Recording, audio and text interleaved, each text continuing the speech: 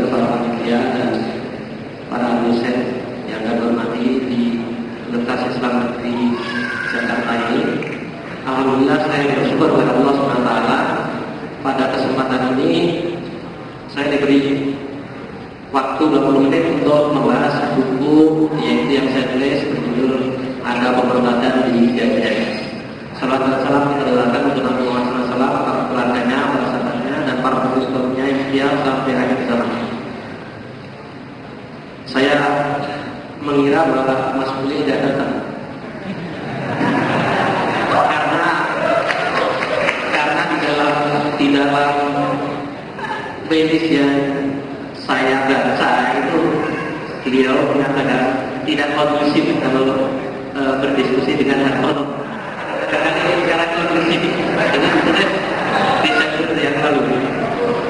Nah, saya tahu ada perubahan yang terjadi.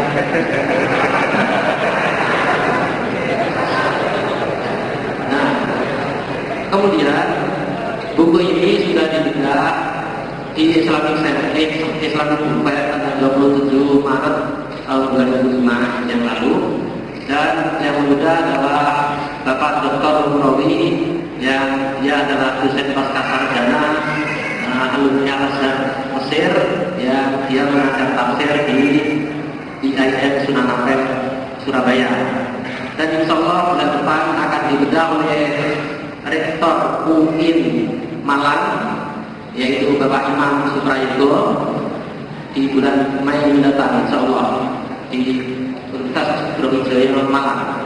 Nah, di dalam pembicaraan pembahasan tentang buku Ada Pemberontakan di IAIN ini, justru Bapak Dr. Umrowi tidak mempersoalkan buku ini, hanya dipersoalkan katanya vulgar. Padahal dia justru sampai tanya, kalau begitu saya orang awam untuk menyekolahkan agama di perguruan tinggi di mana Pak? Beliau kesulitan untuk menjawab dan hanya menduduki di Malaysia, Universitas Islam Internasional. Dan buku Ada Pemberontakan di IAIN ini hanya judulnya hanya mengikut judul di majalah Suara Hidayatullah, yang itu adalah pernyataan Dr. Umrowi yang dia adalah dosen pasca sarjana di IAIN Sunan Ampel, yang itu dia yang menyatakan ada pemberontakan di IAIN, dan bahkan ini ditulis berhalaman-halaman.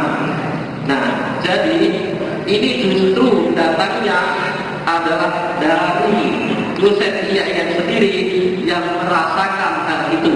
Nah, adapun saya kemudian hanya menunjukkan beberapa hal yang itu saya kumpulkan sejak tahun 1977 yang para dosen di IAIN di sini di UIN Jakarta ini ketika masih kuliah di Yogyakarta juga saya bergaul tahun 1977. Ini di antara sebagian makalah mereka yang memang arahnya tidak untuk mempelajari Islam secara asolah,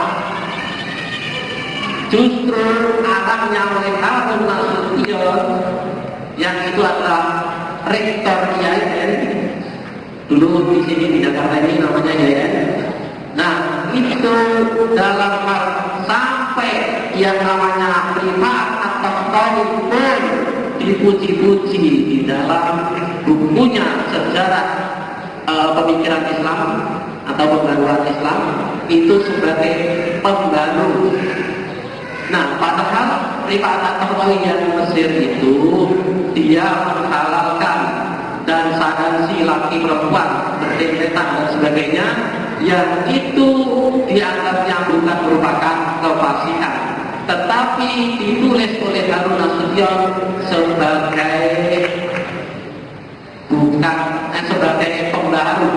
Bahkan di dalam makalah dosen IAIN yang tahun 77 ini justru dipuji juga di bawah bimbingan Dr. Harun Nasution bahwa itu adalah pembuka pintu ijtihad. ijtihad tetapi untuk menghalalkan yang haram, bagaimana ini?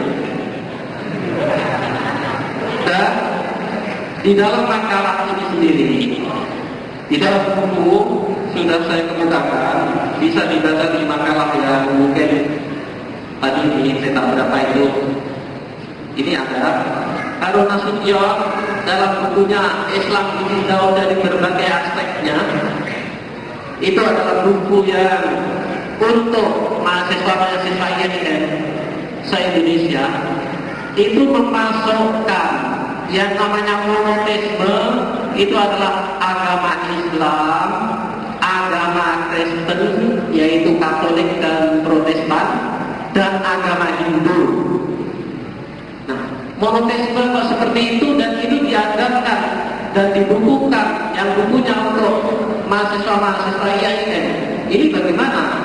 Sampai Pak Rosidi protes kepada Departemen Agama yang mengurusi IAIN atau perguruan tinggi Islam seluruh Indonesia adalah Direktorat Pendidikan Tinggi Agama Islam. Namun protes itu sudah setahun, di tahun 1977, tetapi tidak ditanggapi. Maka Pak Rosidi menulis bantahan, yaitu koreksi terhadap buku Islam ditinjau dari berbagai aspeknya.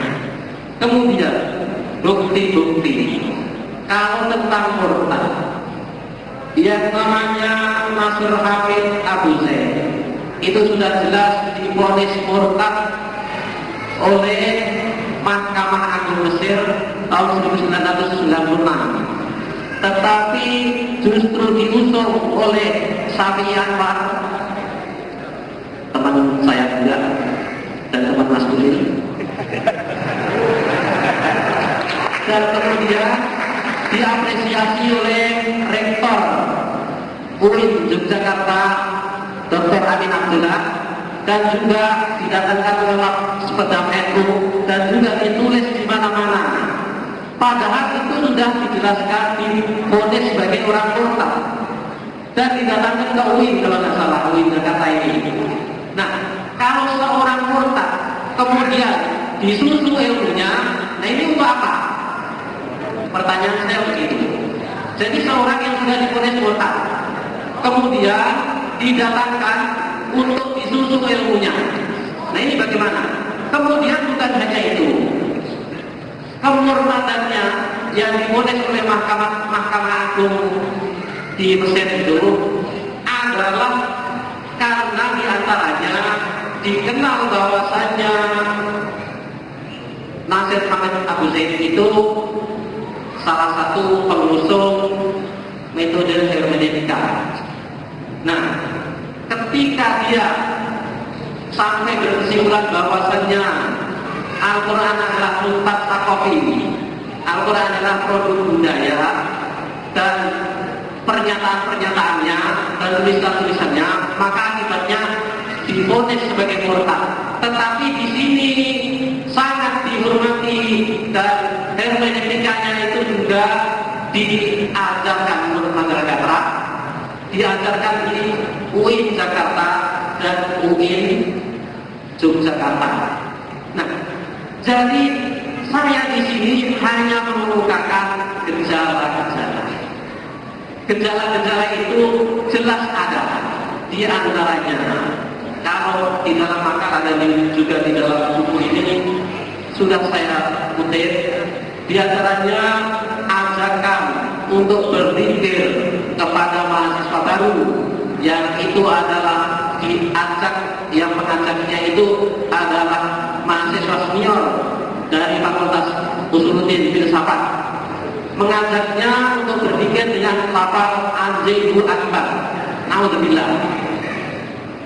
Di dalam kaidah namanya melenceng